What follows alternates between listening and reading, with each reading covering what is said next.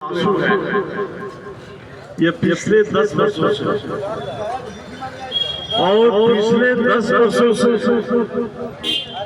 इस लड़ाई को हम लोग लड़ रहे हैं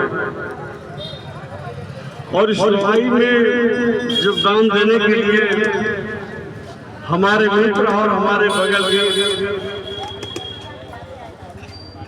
और कम्युनिस्ट आंदोलन से जुड़े हुए साथी शिवाजी राय धार देने के लिए यहाँ बैठे हुए हैं। अंबिका यादव जी और हमारे मित्र चौधरी बेचूलाल जी, राजेंद्र जी, हमारे रामपुर का खाना विधानसभा के अध्यक्ष भाई गुप्पू यादव जी, हमारी बहनें और साथियों, ये लड़ाई पिछले 10 वर्षों से हो रही है और हमारे साथियों ने बहुत सारा भाषण किया इस पर जो है। इस लड़ाई को लड़ने के लिए मैं गौरी बाजार से लेके गोरखपुर, कानपुर और इलाहाबाद हाईकोर्ट तक गया और सब जगह राजेंद्र इस बात को पराजय मिली है और देवरिया के जिलाधिकारी को उन्हीं के अफसर, उनके नीचे के अफसर तहसीलदार से लेकर के एसडीएम, नायब तहसीलदार उनको गलत सूचना देकर के उलझाए हुए। हम लोगों का एक डेलीगेशन इनके आने के पहले, इनके आने के बाद मिला था तो उन्होंने बात तो सुनने की एकदम जो समझा दिया गया था कि इस पर अस्कर आदेश है, इस पर कुछ हो नहीं सकता। कलेक्ट्रेट कैंपस में आए हुए भाइयों, यहाँ विद्वान लोग आते हैं जाते हैं, हमारे वकील साहब लोग हैं, उनसे साफ बता पाता हूँ कि वो भी जरा उस आदेश को पढ़ लें कि किसानों का जो बकाया भुगतान है उस पर अस्कर है कि मजदूरों के बकाया भुगतान पर अस्तर है। दो ही बात हमको करना है, देवरिया के जिलाधिकारी से हमको दो ही बात करना है। पहली बात कि किसानों के भुगतान पर स्टे है कि मजदूरों के भुगतान पर स्टे है। 14 करोड़ 73 लाख 85,000 रुपया मजदूरों का बकाया भुगतान है, बकाये पर भुगतान करना है और जो किसानों का 1 करोड़ 62 लाख रुपया बकाया है उस पर जो है अस्कर आदेश से उसको छोड़ देते हैं। 65,000 किसान प्रभावित हैं और हमारे 185 अस्थायी मजदूर हैं, 450-500 के करीब सीजनल मजदूर हैं। कुल मिलाकर के 750 मजदूर का बकाया भुगतान, जिसकी लड़ाई हम लोग लड़ रहे हैं पिछले 10 वर्षों से, उनका 15 करोड़ रुपया भुगतान गौरी बाजार से नहीं मिला। हमारे राज साहब ने तो बहुत सारी बात कहा, मौत से खून की बात की तो मौत से खून जब 1949 में चीन जब आजाद हुआ तो उस वक्त माओ से तुमने कहा था कि हमारे 2 लड़के भूख से मर गए हैं, 2 लड़के हमारे भूख से मरे हैं और इस देश की गरीब दबी कुचली जनता का जो दर्द मुझको अनुभव है, यहाँ के सामंतों, पूंजीपतियों और राजा महाराजाओं को उसका अनुभव नहीं है। इसलिए आगे का जो प्रशासन होगा उसके संचालन में मेरा विशेष योगदान होगा। हमारे राजेश चौहान जी माओ से तुम को पढ़े हैं, ठीक से जानते हैं। और हमारे राज साहब ने कहा कि नागपुर का स्मरण करा है इन्होंने, तो भाई नाग नाम क्यों पड़ा है? नाग नदी के किनारे है वो शहर, इसलिए जो है, लेकिन इनकी जो मंशा थी मैं समझ गया। मेरे साथियों, मैं आपसे कहना चाहता हूँ कि इस देश में एक और नेता का नाम आया, चौधरी चरण सिंह का। ईमानदारी के साथ चौधरी चरण सिंह सन 1952 में जब रेवेन्यू मिनिस्टर हुए तो अपने शासन काल में उन्होंने जमींदारी विनाश एवोल्यूशन वो एक्ट लेकर के आए और उत्तर प्रदेश की विधानसभा में पास लाए कि जिसके पास 12.5 एकड़ जमीन होगी, इससे अधिक हम जमीन जो होगी जिसके पास, उसको हम सीलिंग में डाल देंगे, बाकी छोड़।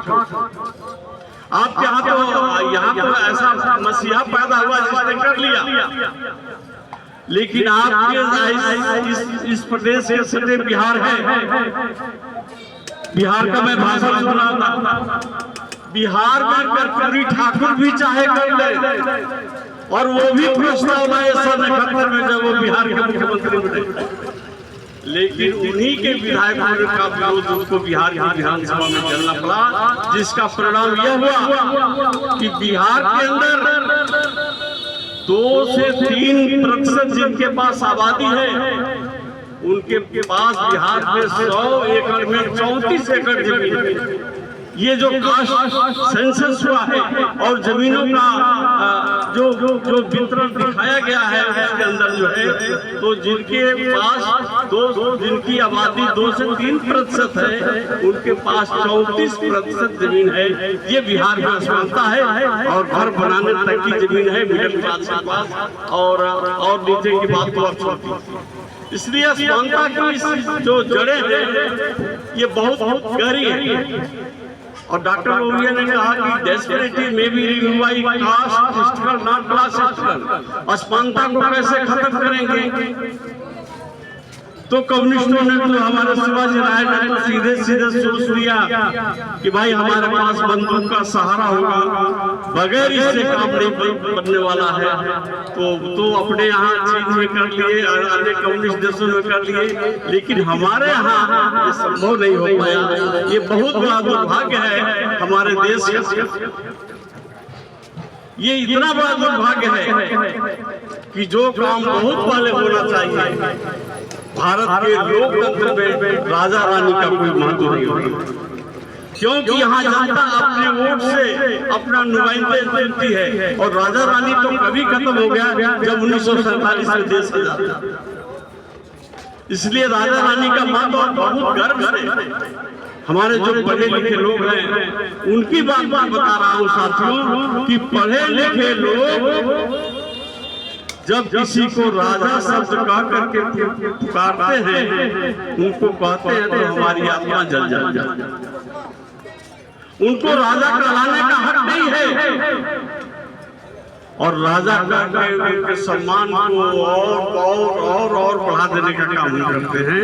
हमको यह शब्द नहीं बोलना चाहिए। वो आम नागरिक है, इस देश का आम नागरिक है, और हमारी जो दुर्दशा हो रही है, हमारा जो मानसिक गुलामी है, जो हम अपने मन में जो गुलामी पैदा कर दिए हैं, मानसिक रूप से गुलाम हो गए हैं, हमारी गुलामी का सबसे बड़ा कारण।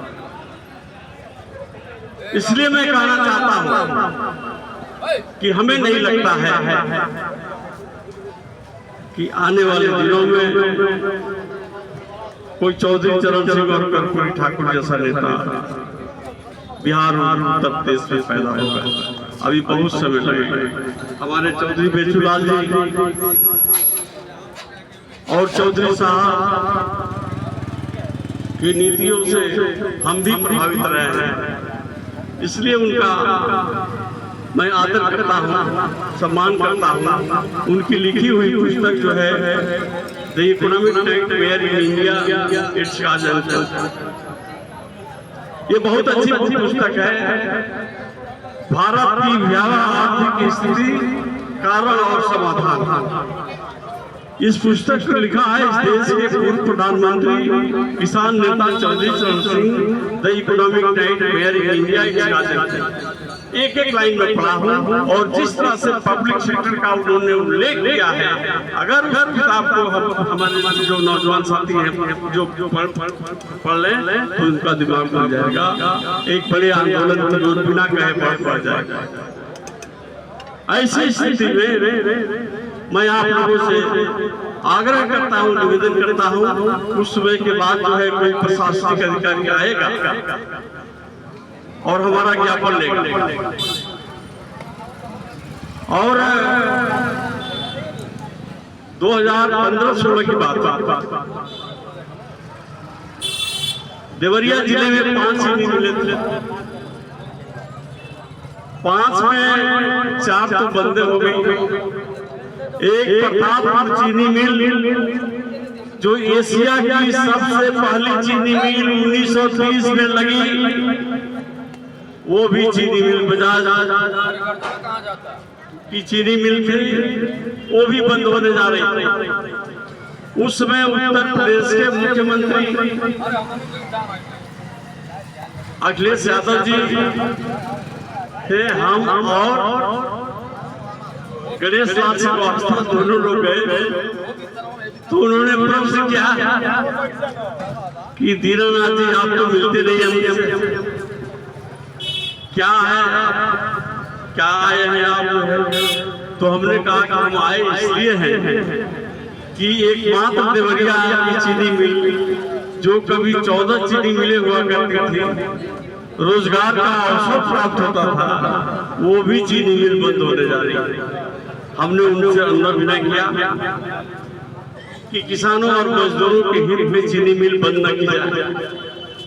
और समाजवादी पार्टी के प्रमुख उत्तर प्रदेश के तत्कालीन मुख्यमंत्री श्रीमान अखिलेश यादव जी ने मेरी बात को स्वीकार किया और अपने डे अफसर को कहा और मुझसे कहा कि जाइए चीनी मिल बंद नहीं हुई। ये जो चीनी मिल चल रही है, अगर उस समय और की सरकार होती तो ये भी खत्म था मामला, गिराने के नाम पर एक भी चीनी मिल बने। तो ये भी श्रेय जो है श्री अखिलेश यादव जी को जाता है, चूंकि साथियों 10 साल उसको भाषण करते हो गया। गौरी बाजार से लेकर गौरी बाजार चौराहे से लेकर देवरिया कचहरी से लेकर बहुत सारे जगहों पर मुझे भाषण करने का बोला कि कब मिलेगा। सारे आदेश मजदूरों के पक्ष में होने के बावजूद भी मिल मजदूरों का भुगतान नहीं हुआ। इसलिए हम आए हैं यहाँ। लोकतंत्र में जनता की अदालत सर्वोच्च होती है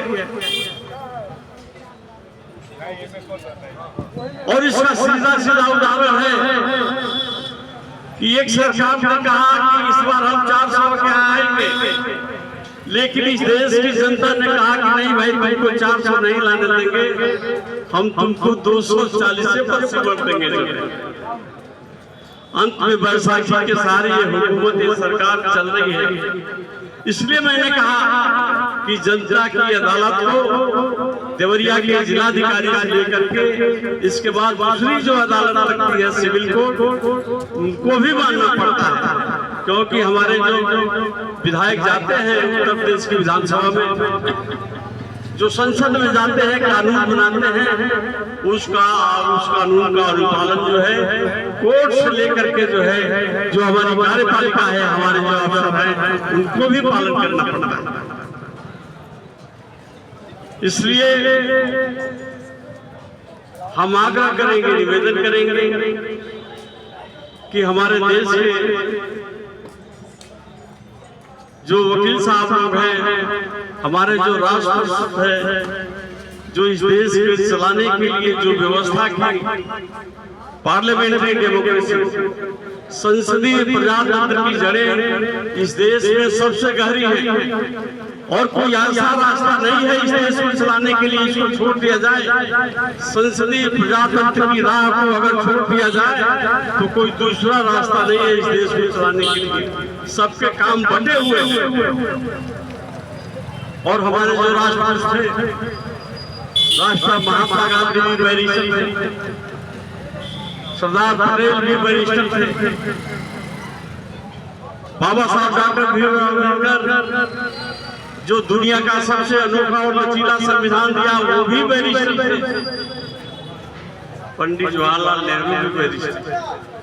और कुछ लोग तो ये भी टिप्पणी करते हैं, उनको सुन करके हमको हंसी आती है। पंडित जवाहरलाल नेहरू अपने जीवन का 13 वर्ष खूबसूरत समय जो 13 वर्ष था वो देश के अन्य भागों में जो जेलों में बिताया। और उस जमाने में उनके पास 200 करोड़ रुपया था जो इस वक्त जो है 2 लाख करोड़ रुपया से अधिक हो। ऐसे लोग जो है इतनी संपन्नता के बाद जो है 13 वर्षों तक पंडित जवाहरलाल नेहरू जेल में, और अल्मोड़ा जेल में जब थे 3 साल की जो सजा हुई थी तो अल्मोड़ा जेल में उन्होंने डिस्कवरी ऑफ इंडिया लिखा, भारत की खोज। उस पुस्तक को मैं पढ़ा हूँ, Discovery of India written by Pandit Jawaharlal Nehru in Almora jail. ऐसे महापुरुषों ने इस देश को दिशा देने का काम किया है और हमारे ऊपर जो है टिप्पणी किया जाता है कि इन लोगों ने क्या क्या। साथियों, मैं आप लोगों से आग्रह करूंगा, निवेदन करूंगा कि आप भाषण देते देते 10 साल हो गया है और हम भी थक गए हैं। हमारे साथी ने मजदूरों के भुगतान के लिए जो आंसू बहाया है वो आंसू का एक कतरा बेकार नहीं जाएगा। और इसी देवरिया के जिलाधिकारी से हमारे जो मजदूर भाई हैं अपना चेक प्राप्त करेंगे, अब वो दिन दूर नहीं, इनको देना पड़ेगा, आकर देना पड़ेगा, गौरी बाजार जाकर देना पड़ेगा। आप चिंता मत करिए और मैं अपने बारी बारी ध्यान देता हूँ।